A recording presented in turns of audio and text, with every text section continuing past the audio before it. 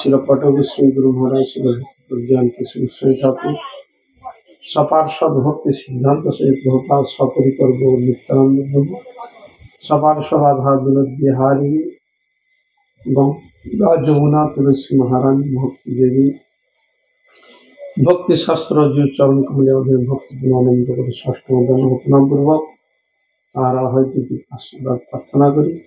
পরম পূজনীয় বৈষ্ণববৃন্দ উপস্থিত শ্রী শ্রী হরিকথা শ্রবণী ভক্তবৃন্দ সকল বৈষ্ণব বৈষ্ণবী এবং সকল ভক্তবৃন্দের চরণে যথাযোগ্য ধন্যবাদ জ্ঞাপন পূর্বক আপনাদের অহৈতিক আশীর্বাদ প্রার্থনা করি। আপনাদের কৃপা করুন, আশীর্বাদ করুন যেন নিত্যকাল হরিগুরু বৈষ্ণবের মহিমা গুণগান কীর্তন করে যেন আমার জীবনকে আমি ধন্য করতে পারি। হইয়া যেন হইবেন প্রভু যত দাস সবার চরণ বন্ধ দন্তে গৌর প্রেমানন্দে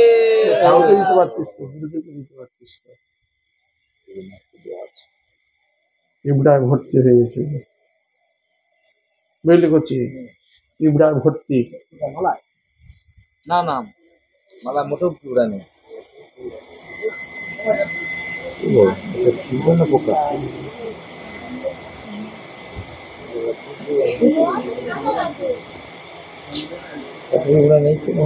ইবড়া ভর্তি নামালাম, ঢুকে গেছে ভিতরে ঢুকে গেছে।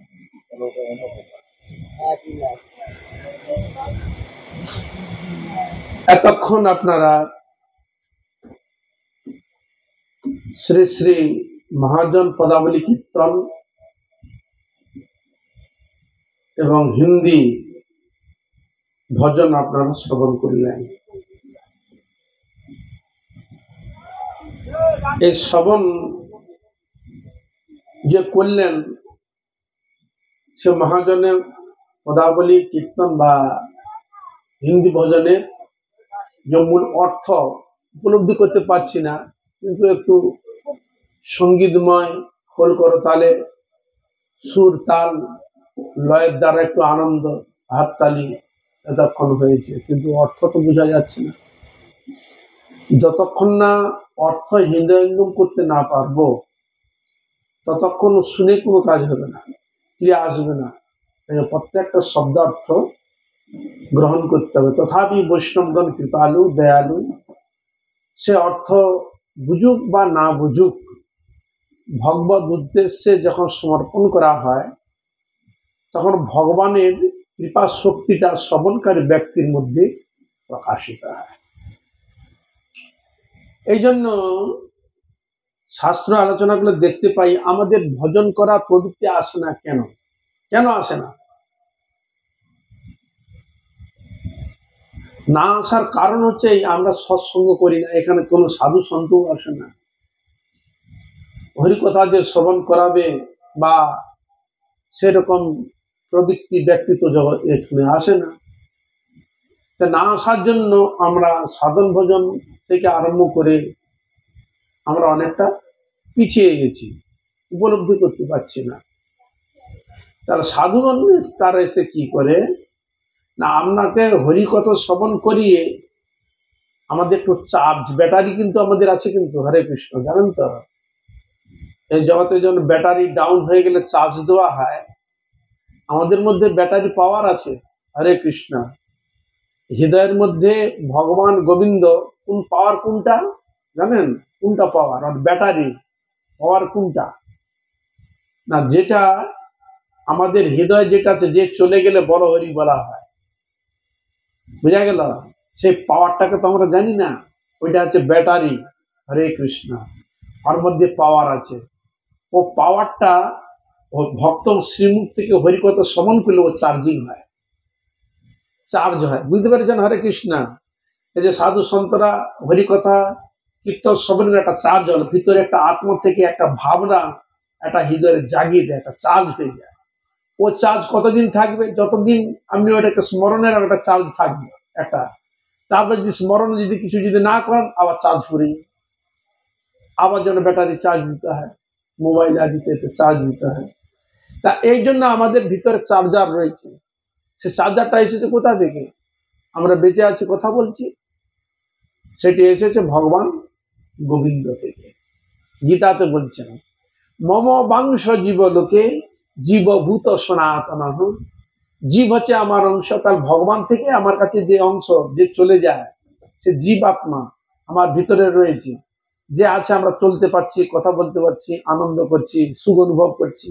কতক্ষণ? যতক্ষণে আত্মার আমার হৃদয়ের মধ্যে আছে। বুঝা গেল? তাহলে সে চার্জ কিসে হয়? যত আপনি হরি কথা শ্রবণ করবেন, যত হরি কীর্তন করবেন, যত আপনি হরি সেবা করবেন, যত আপনি সৎসঙ্গ করবেন, একাদশী ব্রত পালন করবেন, তুলসীতে জলদান করবেন, মানে ভগবত প্রীতিমূলে যেসব কাজগুলো আপনি করলে ওর তত চার্জ। বুঝা গেল? আমরা চার্জ পাচ্ছি না কেন? না আমরা দেখো সকালে উঠবো, আমার মেয়ে কি খাবে, আমার ছেলে কি হবে, আমার কর্তা কোথায় যাবে, তাকে টাইম মতো খেতে দিতে হবে, হ্যাঁ, ঘরে অন্যান্য কাজ করতে হবে ইত্যাদি নানা রকম চিন্তা, এটা করতে হবে সেটা করতে হবে, টাইম মতো ম্যানেজ করতে হবে না, তাহলে ওটা চার্জ হবে। কিন্তু তাহলে চার্জ কখনো হচ্ছে না। কেন হচ্ছে না? না আমরা এই সংসার নিয়েই মেতে রয়েছি, সংসারকে কেন্দ্র করে রয়েছি, ওই জন্য চার্জ হচ্ছে না। হরে কৃষ্ণ। তাহলে ওইটাকে চার্জ করতে গেলে সাধু সঙ্গ করতে হবে, মানে সাধু সঙ্গ হরি কথা শুনতে হবে, ভগবত কথা শুনতে হবে, গীতা ভাগবত পড়তে হবে এবং হরিনাম কীর্তন করতে হবে। করলে তাহলে ওই আত্মাটা চার্জ নয়। যত আমি হরি কীর্তন করবে তত দেখবে আমি সংসার কাজ করলেও মুখের মধ্যে গুনগুন গুনগুন গুনগুন ভগবানের নাম অটোমেটিক ফিরে আসে। বুঝা গেল? আপনাকে আর বলতে হবে না, হরিনাম করে বলতে হবে না, এই সাধু সঙ্গে করলে চার্জিং হয়ে গেছে।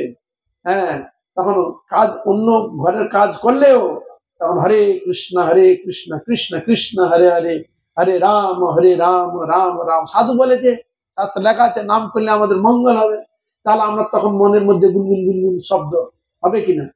মাতা যশোমতী গোপালকে, ভগবান গোবিন্দকে সব সময় এ বাবা গোপাল আয় রে, গোপালকে কোলে নিচ্ছে, গোপালকে আদর করছে, গোপালকে খেতে দিচ্ছে, গোপালকে স্নান করাচ্ছে, গোপালকে বিশ্রাম করাচ্ছে। সবসময় যদি গোপালকে নিয়ে থাকে তাহলে তার গোপাল চিন্তা হবে কিনা বলুন? হ্যাঁ, হ্যাঁ, গোপালকে দুলাচ্ছে, গোপালের নাম গুণগান কীর্তন করছে, নন্দ দুলাল যশোদা দুলাল মা যশোদার নয়ন মণি, নন্দ দুলাল যশোদা দুলাল মা যশোদার নয়ন মণি। হ্যাঁ, ভগবানের নাম করছে, গুনগুন করছে আর দোলাচ্ছে। হ্যাঁ, আর আপনারা ছেলেকে কি ঘুমা করার সময় কি গান করেন? আয় রে পাখি নে ঝলা দেব তোরে দুধ কলা, খাবি দাবি কলকলাবি আমার খোকাকে নিয়ে খেলা করবি। কি হরে কৃষ্ণ, আপনারা এই গানগুলো তো করবেন। হ্যাঁ, এগুলো তো আমরা গান করবেন, ছেলেকে দুলাবেন। আর যদি সৎসঙ্গ করেন, ব্রজবাসী তার ছেলেকে যখনই করছেন তখন ভগবানের নাম কীর্তন করছেন, গুনগুন গুনগুন করে কীর্তন করছেন। গরু চড়াতে যাচ্ছে রাখালরা, ভগবানের নাম করতে করতে যাচ্ছে গরু চড়াতে। বুঝা গেল? হরে কৃষ্ণ। হ্যাঁ, মায়েরা কাজে ব্যস্ত, সবজি কাটছে, ভগবানের কীর্তন করছে, বাড়িতে অন্যান্য কাজ করছে, ভগবানের নাম গুণগান কীর্তন করছে। বুঝা গেল? হরে কৃষ্ণ। তাই যশোমতী মায়ের কথা বলতে গেলে সেখানে বর্ণন দিচ্ছে শাস্ত্রে, নমামি সারং সচিদানন্দ রূপম লসৎ কুণ্ডলং গোকুলে ভ্রাজমানম যশোদাভিয়ায়লু ফলাবধাবমানম পরাম বিষ্ণুমুক্তম ততুদ্রুপ্ত রূপ্যা ইদং তে মুখাম্মজমব্যক্ত লীলৈর বৃতং কুন্তলস্নিগ্ধ রক্তৈশ্চ গোপ্যা মুসুম্বিতং বিম্ব রক্তাং ধরং মে মনসা বিরাস্তাং বনং লক্ষ্যলাভে। ভগবান গোবিন্দ, হ্যাঁ, তিনি ভক্ত এমন সে কৃষ্ণকে ভালোবেসে ফেলেছে, বাড়িতে যদি দুধ দই মাখন যদি তৈরি করে ও সবসময় চিন্তা করছে কখন আমার কানাই আসবে, কখন গোপাল আসবে, হ্যাঁ, আমার এই দই মাখন খেয়ে যাবে। হ্যাঁ, তাই গোপীগণ ভগবানকে এইভাবে মনে মনে ডাকতেন, আর ভগবান গিয়ে ওই বাড়ি থেকে সব চুরি চুরি আদি করতো। বুঝলেন? হরে কৃষ্ণ। বারবার চুরি করে, এরকম কিছু করে। আর তখন মা যশোদা কাছে নালিশ নিয়ে আসে, এ মা যশোদে শুনান, তোমার গোপাল এত দুষ্ট হয়েছে, আমাদের বাড়িতে মাখন টাখন যা থাকে সব ভেঙে দেয়, যা খায় খায় আবার ভেঙে দেয়। ওই এই জন্য কৃষ্ণ চুরি আদি করতে যায় বলে সখাগণকে নিয়ে এই জন্য বাড়িতে শিকা, জানেন তো, আগে খড় দিয়ে শিকা তৈরি করতো, তার মধ্যে ভাঁড়ের মধ্যে। এখন তো আর গরু চাষ কোথায় গেল, আগে প্রত্যেকটা বাড়িতে গরু চাষ দেখা যেত। হ্যাঁ, দই বসিয়ে রাখতো, দুধকে শিকায় রেখে দিত যাতে বিড়াল ইঁদুর যাতে ঝাঁপ দিয়ে না খায়, এরকম থাকতো না। এখন তার শিকা উঠে, এখন তো শিকা দেখতে পাওয়া যায় কারো বাড়িতে। হ্যাঁ, এখনো ধান্না ফান্না রয়েছে, তুলে রেখে দেন। আগে এরকম শিকা ছিল, ধান্নার মধ্যে শিকা ঝুলিয়ে রাখতো। হ্যাঁ, আর কৃষ্ণ গিয়ে কি করতো, যার বাড়িতে দেখছে উপর তুলে রাখছে আর হাত আর পাচ্ছে না, হ্যাঁ, তখন একটা হাতে ডান্ডা নিয়ে ঠুক করে পিছনে ঠুকে দিল, গলার উপরে পড়ে গেল, হাত ধরে খেতে আরম্ভ করলো, সকাকে দিল আর অন্য দিন। হরে কৃষ্ণ। আবার যদি নাও যদি পায়, ওকে ভেঙে দিয়ে চলে আসবে। আবার যদি বাচ্চা শুয়ে থাকে, ছোট বাচ্চা ঘুমিয়ে আছে, তো যখন দেখছে কিছু পাওয়া যাচ্ছে না, চিমটি কেটে দিয়ে চলে যাবে। হ্যাঁ, যেমন বললো না যে হরিনাম না বলবে, চিমটি কেটে দেবে, দাঁড়িয়ে যদি না হরিনাম বললো না, চিমটি কেটে দিতে। হ্যাঁ, তা এই জন্য আমার গোপাল ওই এরকম চুরি করতে যায়, বাচ্চা যদি শুয়ে থাকে, যদি কিছু না পায়, ওই চিমটি কেটে দিয়ে চলে আসে। হ্যাঁ, এরকম বারবার এরকম নানা রকম উৎপাদ মচাচ্ছে ভগবান গোবিন্দ।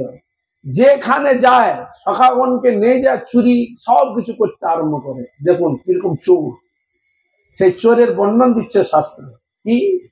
ব্রজের প্রসিদ্ধ নবনীত চৌরম গোপাঙ্গনাঞ্চ দুকুল চৌরম অনেক জন্মার্জিত পাপ চৌরম চৌরাগ্রাগণ্যম পুরুষং নমামি। আমার ভগবান কৃষ্ণের মতো এরকম চোর আপনার শুনতে পাবেন না। যত চোরের কথা, ডাকাতের কথা শুনেছেন, কিন্তু এরকম চোরের কথা আপনারা শুনেননি। এ চোর কি চুরি করে? আমরা শুধু বলবেন মাখন চুরি করে নিয়ে আসে, এগুলো চুরি করে। শুধু তা নয়, অনেক জন্মার্জিত পাপ ও চৌরম, আমাদের জন্মান্তর যে পাপ তাপ রয়েছে ভিতরে, নানা রকম দুঃখ কষ্ট হৃদয়ের মধ্যে রয়েছে, বহু বহু জন্মে পাপ থাকলে ভগবান পাপকেও চুরি করে আশ্রিতানাঞ্চ সমস্ত চৌরম। তার যিনি গুণগান করবেন, কীর্তন করবেন, হ্যাঁ, তার জন্মান্তরে পাপ, যে পাপের দ্বারা আমরা দুঃখ পাই, কষ্ট পাই, যে পাপের দ্বারা আমাদের সংসারের মধ্যে মঙ্গল আসে না, যে পাপের দ্বারা শরীরের মধ্যে রোগ শোক জরা ব্যাধির দ্বারা জর্জরিত, যে রোগের দ্বারা আমরা সবসময় কষ্ট স্বীকার করি, ভগবান তিনি এমন কৃপালু, আপনার জন্মান্তরের পাপ পর্যন্ত চুরি করে। তাহলে আমরা শুধু শুনেছেন দই মাখন চুরি করে, আর এখানে বলছেন ভগবান জীবের পাপ তাপ দুঃখ কষ্ট সব চুরি করে। তাই কি চুরি করে? এসব চুরি করে তো শাস্ত্রে আরেকটা জিনিস চুরি করে, খুব বিশেষ বর্ণনা দিয়েছে। কি? আধ্যাত্মিক, আদি দৈবিক, আদি ভৌতিক, এর তিনটি তাপ আছে। আধ্যাত্মিক তাপ মানে শরীরে রোগ শোক জরা ব্যাধি, এ থেকে কেউ রেহাই পায় না। এটা আছে কিনা প্রত্যেক মানুষের, শারীরিক মানসিক সব দিক দিয়ে আছে। তাহলে এটা হলো আধ্যাত্মিক তাপ। বোঝা গেল? শরীরের জরা ব্যাধি রোগ শোক দুঃখ আদি একে একে যে তাপ বলা হয়, কি তাপ বলা হয়? আধ্যাত্মিক তাপ। তারপরে হচ্ছে আদি ভৌতিক তাপ। আদি ভৌতিক তাপ কি? মনুষ্য কর্তৃক, অন্যান্য ইতর প্রাণী কর্তৃক, যেমন এখন রাস্তাঘাটে চললে টর্চ নিতে হয়। কেন? না জানি সাপ খুব আছে, তাহলে আমার সাপ থেকে ভয় আছে। হ্যাঁ, এই সাপের থেকে ভয় বলে আপনারা মনসাদেরকে পূজা করেন না কেন? বাবা মনসা মা যদি আমাদের প্রতি সন্তুষ্ট হয়, তাহলে সাপ আমাদের কাটবে না, কি আমাদের প্রোটেকশন দিবে, বিপদ থেকে রক্ষা করবে। কি বুঝা গেল? আবার যদি অন্যান্য শিয়াল কুত্তা অন্যান্য প্রাণী, হিংস্র প্রাণী যদি থাকে, তা থেকে আমার ভয় আছে।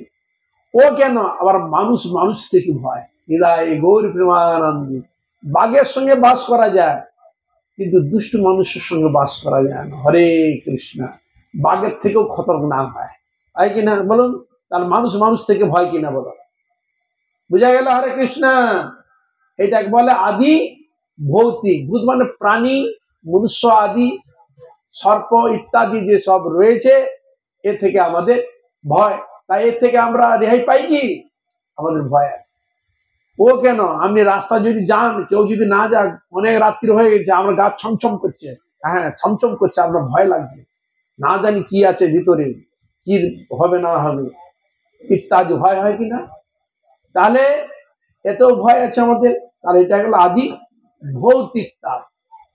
আর একটা তাপ এলো আদি দৈবিক তাপ। দৈবিক মানে দেবতা কর্তৃক তাপ।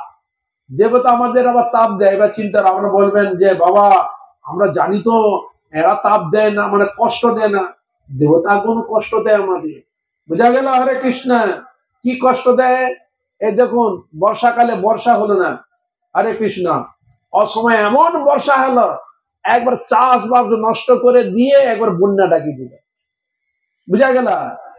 এমন বজ্র দুমদাম গুলুমগাম পড়তে আরম্ভ করলো, কত মানুষ হয়তো মারাই গেল। কি হরে কৃষ্ণ, কোথায় এমন হয়ে গেল জলোচ্ছ্বাস, পুরো গ্রামকে গ্রাম মানুষ মারা গেল, বুঝা গেল? এই যে আমাদের করোনা হয়েছিল, করোনা, আপনি এটা মনে থাকবেন যারা বাচ্চা কাচ্চা যাদের জ্ঞান হয়েছে, হ্যাঁ মনে থাকবে। এই যে করোনা কোথা থেকে তাপগুলো এলো? এগুলো দৈবিক তাপ, দেবতা কর্তৃক তাপগুলো হয়, বুঝা গেল? ভূমিকম্প, এমন ভূমিকম্প, মাটি ফেটে গেল, ঘর বাড়ি ভেঙে চলে গেল, এগুলো কোথায় অনুভব হয়? এগুলো ওইখানে যারা পাহাড়ে থাকে না, ভূমি হলো ভয়ে থরথরি, কত মানুষ মারা যায়, পাহাড় ফেটে চলে যায়, কত মানুষ চলে যায়, সুনামি হয়ে যায়। তা এসব তাপ কোথায়? এগুলো তো মানুষ দেয় না। এই যে গরম, খুব গরম, খুব ঠান্ডা, খুব কষ্ট, প্রকৃতি খেপে গেছে, এগুলো কি? প্রকৃতি এক দেবী, হরে কৃষ্ণ। হ্যাঁ, তা একে বলছে দেবতার তাপ। এটা আদি দৈবিক তাপ বলা। তাহলে আধ্যাত্মিক তাপ, শরীরে রোগ শোক জরা ব্যাধিকে একে বলা হয় আধ্যাত্মিক তাপ। আর আদি ভৌতিক তাপ, মনুষ্য থেকে ভয়, অন্যান্য ইতর প্রাণী থেকে ভয়, একে বলা হয়েছে ভূত, ভৌতিক। আর একটি তাপ হচ্ছে আদি দৈবিক। তাহলে এই তিনটি তাপ থেকে আমরা কেউ রেহাই পাই? বলুন হরে কৃষ্ণ। এটা তিন থেকে পাই? কোনোদিন আমরা পাই না। এই তিনটা আমাদের যে এখানে জন্মগ্রহণ করে আসবে, এই তিনটি জিনিস তাকে অবশ্যই নিতে হবে, সন্দেহ নাই। তার যত অর্থ থাক, যত টাকা থাক, যত পয়সা থাক, যত সে সুখে থাক, এইটাকে তাকে ভোগ করতে হবে। দেখুন, টাকা আছে, পয়সা আছে, এমন সুগার হয়ে গেছে, বড় বড় রসগোল্লা চোখের সামনে লাফাচ্ছে, গরম গরম, খেতে ইচ্ছা হচ্ছে, কিন্তু বেটা খেতে পারছে না। ডাক্তার বলে দিচ্ছে বাবা খেলে হবে না, লোকের সম্বরণ করো।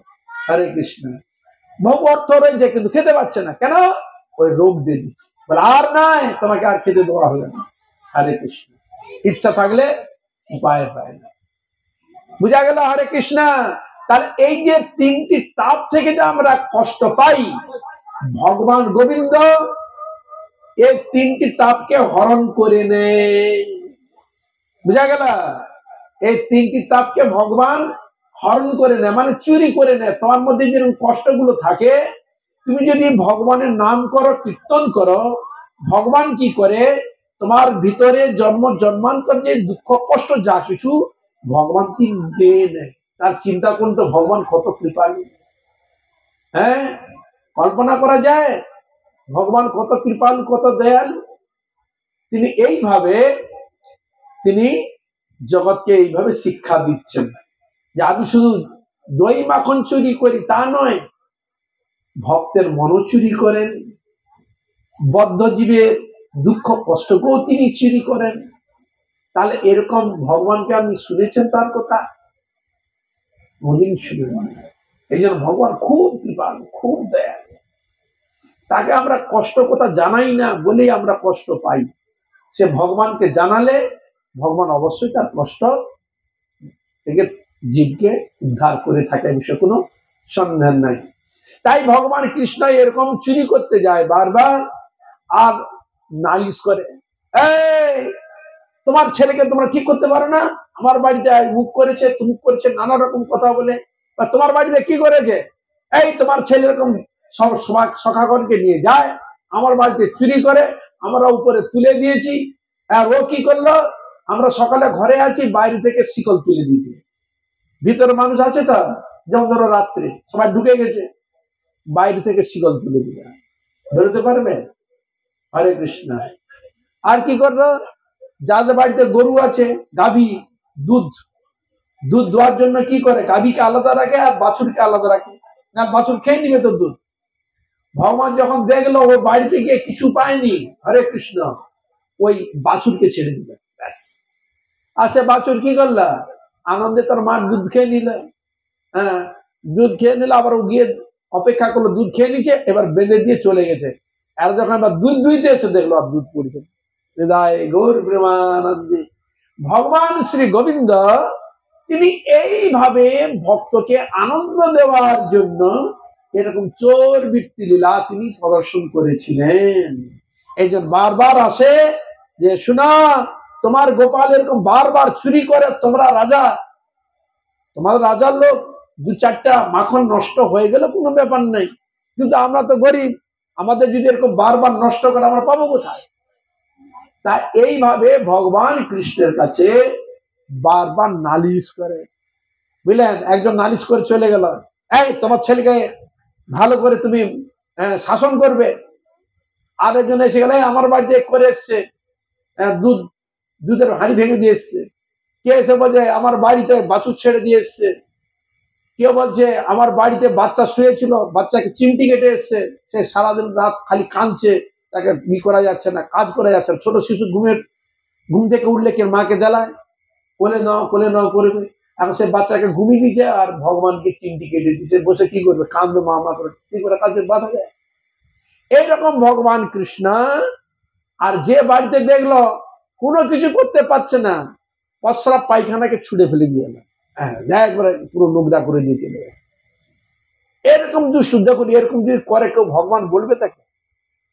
হ্যাঁ, এরকম যদি দুষ্টুমি করে তারপরে ভগবান বলবে? এই জন্য ভগবান এই লীলার দ্বারা নিজেকে গোপন করে, দেখো আমি তোমাদের মতো একটা ব্যক্তি, সাধারণ কিন্তু ভক্ত, ওরে বাবা তুমি এরকম খেলার জন্য, নিজেকে গোপন করার জন্য এরকম লীলা করছো, তার ভক্তের কাছে ধরা পড়ে যায় না।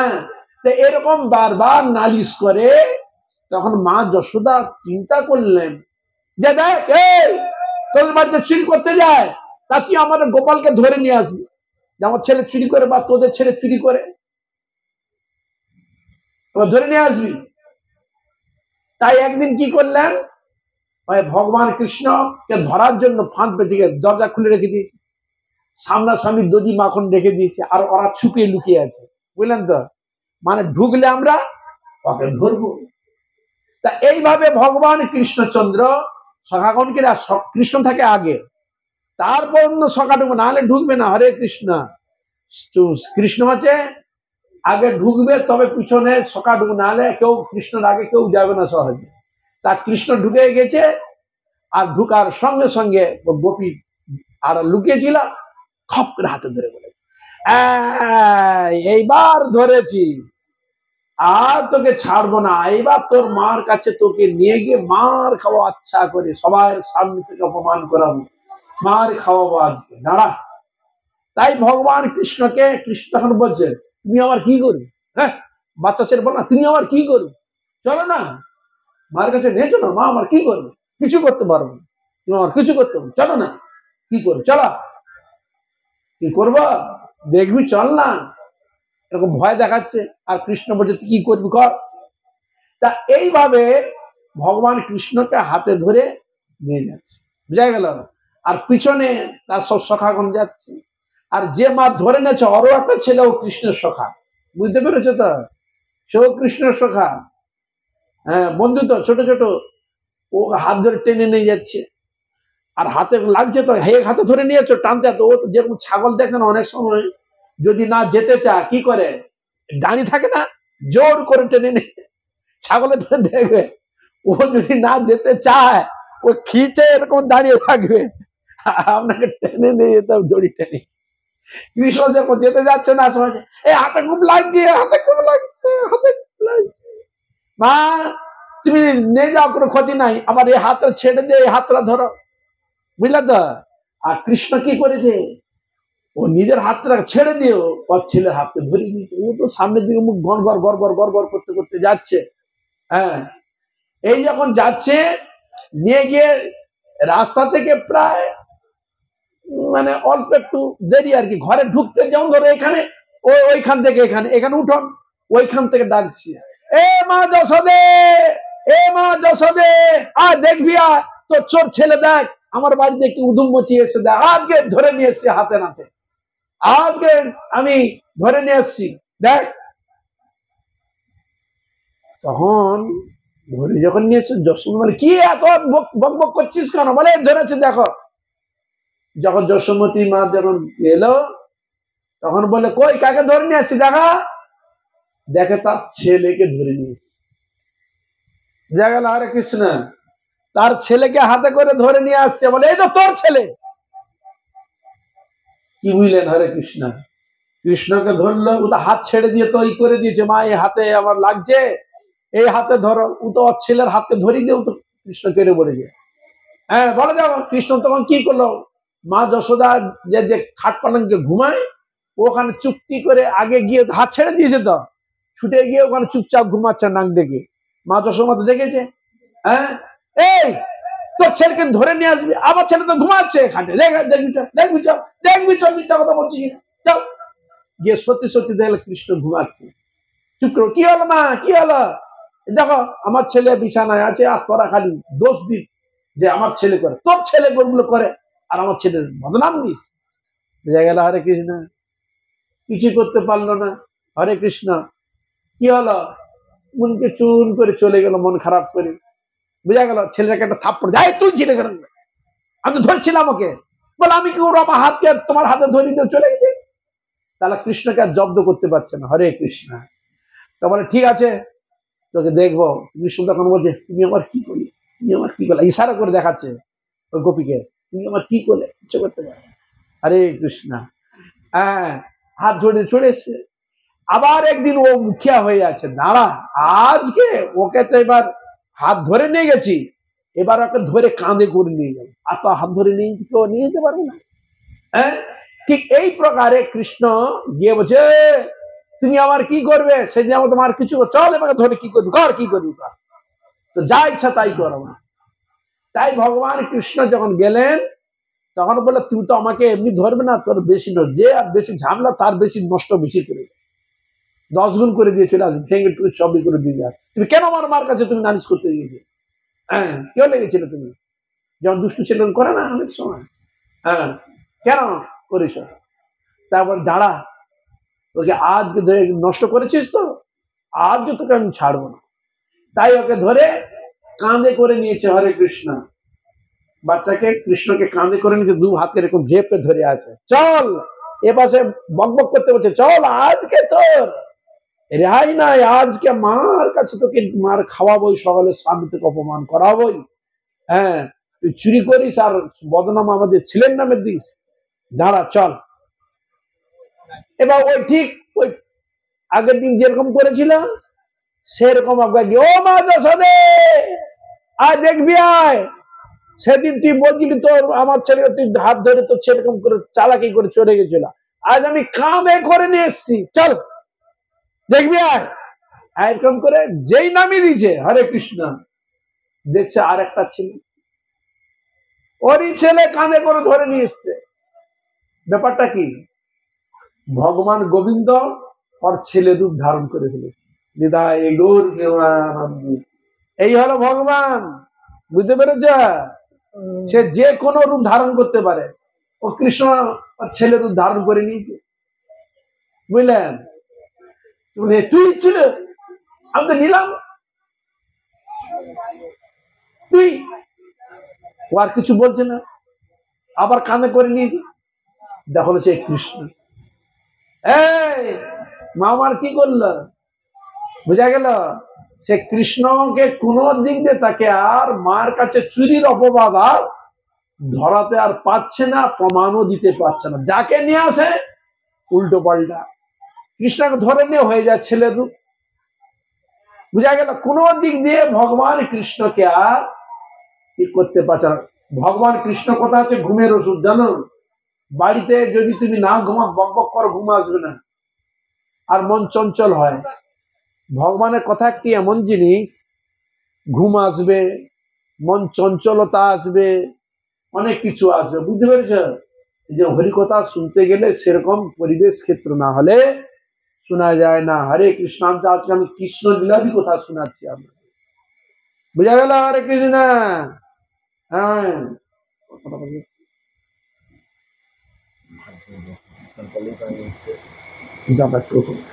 বুঝা গেল? হরে কৃষ্ণ। তা এইবার বারবার করে কোন দিক দিয়ে আর কৃষ্ণকে চোরের অপবাদ আর দিতে পারছে না, ধরাতে পারছে না। তো মা চাচ্ছে ধরে নিয়ে আয়, আমার ছেলের দিক করে ধরে নিয়ে আয়, কোনো দিকে আর ধরাতে পারছে না। আর বারবার এরকম নালিশ আছে, দেখুন একটা ছেলের কথা বারবার যেরকম নালিশ করে একের পর একবার, আপনি কি স্থির থাকতে পারবেন আপনি? হ্যাঁ, তখন মা যশোদা চিন্তা করলেন কেন চুরি করে, কোনোদিন দেখাতে পারে না, নিশ্চয়ই না করলে কি কেউ আর ধরে নিয়ে আসে? তাহলে মনে হয় কি গোপালে কি আমার ঠিক ক্ষুধার নিবৃত্তি হয় না? আমি বিভিন্ন কাজে ব্যস্ত থাকি, অনেকেও মাধ্যমে সেবাও করানো হয়, কৃষ্ণকে খেতে দেওয়া হয়, তাহলে ঠিক মতো কি ওর পেট ভর্তি হয় না? এরকম কি করে? ঠিক আছে, এবার যারা কৃষ্ণকে লালন পালন করতো, দেখাশোনা করতো, বলছে যশোমতী মা বলে, দেখো যে কাজ আমি আগে করতাম সেই কাজগুলো তোমরা করো। এবার ভগবান কৃষ্ণের জন্য দধি কিছু কিছু গাই ছিল, স্পেশাল গাই, এর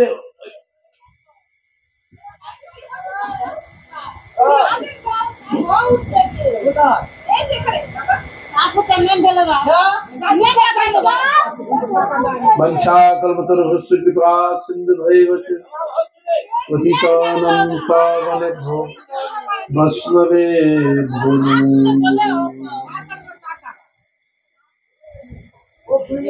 এখানে থাক।